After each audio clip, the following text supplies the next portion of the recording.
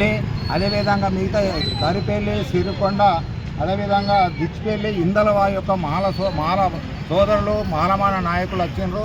అదేవిధంగా ఈ కార్యక్రమానికి కూడా నిజామాబాద్ జిల్లా మాలమానాడు ప్రధాన కార్యదర్శి నాని వినయ్ కుమార్ గారు, అదేవిధంగా ఉపాధ్యక్షులు చంద్రకాంత్ గారు, అదేవిధంగా మన సంయుక్త కార్యదర్శి మక్కం గంగాధర్ కూడా ఈ కార్యక్రమంకు రావడం జరిగింది. వీరి ఆధ్వర్యంలో కూడా ఈ కరపత్రాలు నిర్వహించడం జరిగింది. అయితే ఏం జరిగిందంటే మన తెలంగాణ ప్రభుత్వము ఏప్రిల్ 14, 2025 సంవత్సరంలో చట్టం చేస్తూ ఎస్సీ రిజర్వేషన్లో వర్గీకరణ చేస్తూ ఎస్సీలో ఉన్న మాల ఉపకులాలకు 5% రిజర్వేషన్ ఇచ్చింది. అదేవిధంగా రోస్టర్ పాయింట్లు కేటాయింపు లోపల కూడా మాల ఉపకులాలకు 22 రోస్టర్ పాయింట్ ఇవ్వడం జరిగింది.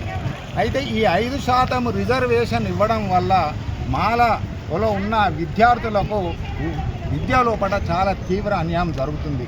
వాళ్ళు మాల ఉపకులాల విద్యార్థులు వాళ్ళు ఎంట్రన్స్ లోపల టాప్ ర్యాంకులు వచ్చిన, మంచి ర్యాంకులు వచ్చినన్న వాళ్ళకు బీటెక్, ఎంటెక్, ఎంబీబీఎస్, పీజీ ఈ విధంగా అన్ని ఎంట్రన్స్ లోపల మంచి ర్యాంకులు వచ్చిన వాళ్ళకు అనుకున్న కోర్సు లోపల సీట్ రావడం లేదు.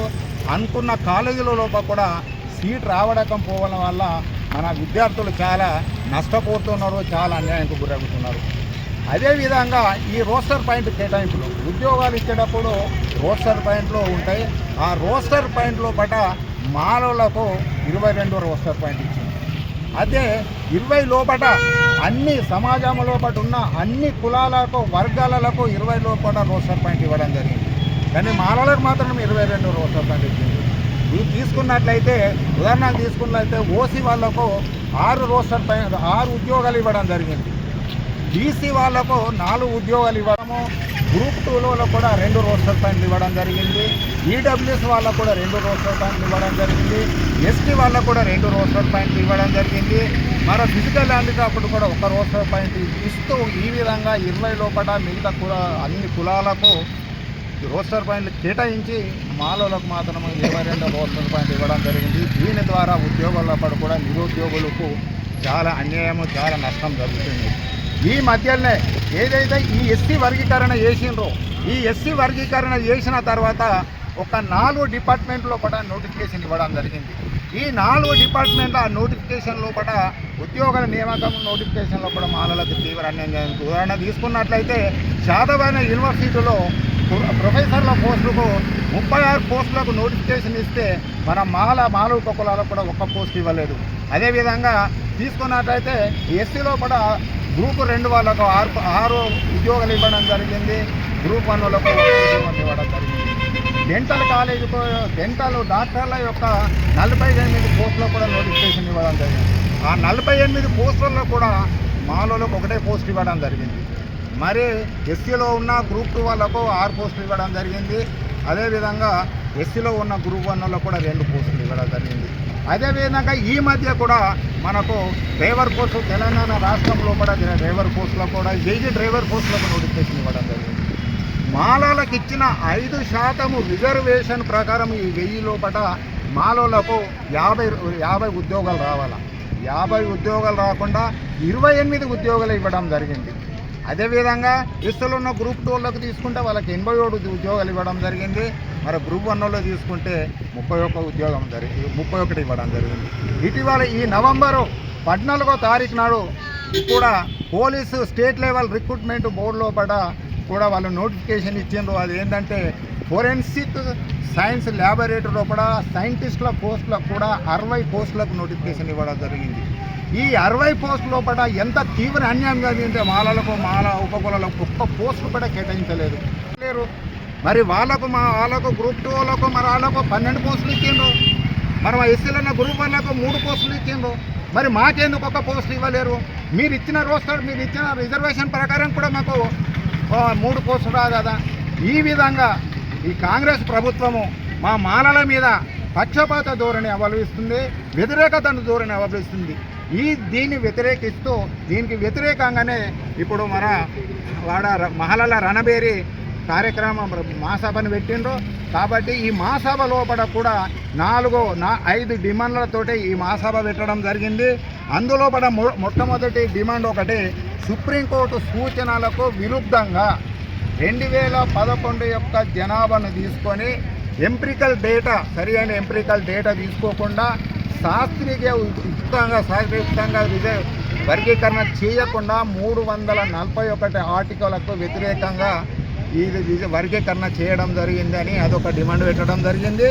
అదేవిధంగా ఇప్పుడే రోస్టర్ పాయింట్ల కేటాయింపులో కూడా మాలుప కులాలకు 22 రోస్టర్ పాయింట్లు ఇవ్వడం ద్వారా ఉద్యోగాలలో తీవ్ర నిర్ణయం జరుగుతుంది. కాబట్టి ఆ రోస్టర్ పాయింట్లను కూడా సవరించాలని ప్రభుత్వం కూడా డిమాండ్ చేయడం జరుగుతుంది.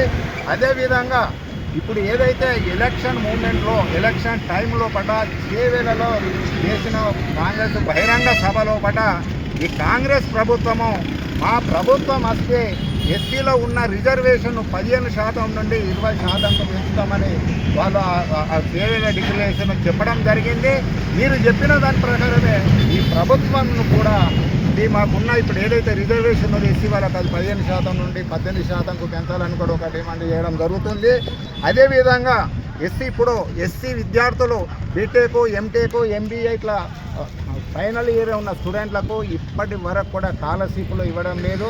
వాళ్ళు కోర్సు కంప్లీట్ అయిన తర్వాత ప్రైవేట్ కాలేజీలో చదువుతున్న విద్యార్థులు కాలేజీలపై మాకు టీసీలు ఇవ్వమంటే మీరు మొత్తం స్కాలర్షిప్ టోటల్ ఫీజు పేమెంట్ చెల్లిస్తేనే మేము మీకు టీసీలు ఇస్తామని చెప్పడం విడుదల చేయాలని కూడా డిమాండ్ చేయడం జరుగుతుంది. అదేవిధంగా మాలలకు ప్రత్యేకమైన కార్పొరేషన్ ఏర్పాటు చేసి ఆ కార్పొరేషన్ ద్వారా 1000 కోట్లను విడుదల చేస్తూ మాల ఉపకులాల యొక్క అభివృద్ధి సంక్షేమం కొరకు మీరు పాటుపడాల ప్రభుత్వంను దోహదం చేయాలనే ఉద్దేశంతో కూడా డిమాండ్ పెట్టడం జరిగింది. అదేవిధంగా ఇప్పటి వరకు ఎస్సీ సప్లాన్ కింద ఎన్ని విధులు విడుదలైనాయి ఆ విధుల యొక్క ఖర్చులతో శ్వేతపత్రం విడుదల చేయాలని ఈ మాలల రణబేరి మహాసభలో ఈ 5 డిమాండ్లను ఉంచడం జరుగుతుంది. కాబట్టి నేను నిజామాబాద్ జిల్లా మాల మండలి అధ్యక్షుడు చుక్కం దేవదాస్ గారు నిజామాబాద్ జిల్లాలో ఉన్న మాల కుల బాంధవులకు, అదేవిధంగా విద్యార్థులకు, నిరుద్యోగులకు, ఉద్యోగులకు, అదేవిధంగా ఈ డిచ్పల్లి, ఇందలవాయి, దరిపల్లి, సిరికొండ మండలంలో ఉన్న మాల కుల బాంధవులకు, అదేవిధంగా విద్యార్థులకు, నిరుద్యోగులకు, ఉద్యోగులకు, ఇతర మాలలకు అందరూ కూడా కోరడం ఏంటంటే ఏదైతే 23వ తారీఖు నాడు ఏదైతే మాలల రణబేరి ఉన్నదో ఆ రణబేరికి మీరు అధిక సంఖ్యలో వచ్చి మన యొక్క స్ట్రెంత్ను, మన యొక్క యూనిట్ని, మన యొక్క ఐక్యమత్యంను, మనకు ప్రభుత్వం మీద ఉన్న వ్యతిరేకతను తెలియజేయడానికి మీరు అందరూ అధిక సంఖ్యలో వచ్చి ఈ రణబేరి కార్యక్రమంను జయప్రదం చేయాలని నేను మరొకసారి జిల్లాలో ఉన్న అన్ని మాల కుల బాంధవులందరికీ కూడా మరొకసారి రావాలని తెలియజేస్తూ ముగిస్తున్నాను. జై భీమ్. మాలల ఐక్యత. జై భీమ్. జై భీమ్.